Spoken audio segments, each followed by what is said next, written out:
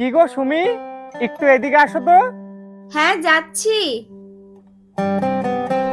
হ্যাঁ গো, কি বলবে বলো, অনেক কাজ বাকি আছে। এই নাও, এটা তোমার জন্য আনলাম। এই শাড়িটা তুমি আমার জন্য এনেছো? হ্যাঁ গো, শাড়িটা তোমার পছন্দ হয়েছে তো?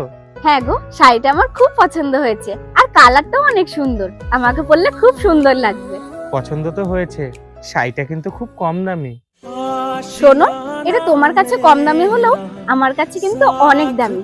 আর তার থেকে বড় কথা, তুমি এটা নিজে হাতে আমায় এনে দিয়েছো। জানি তুমি এগুলো যা বলছো সবটাই আমার মন রাখার জন্য।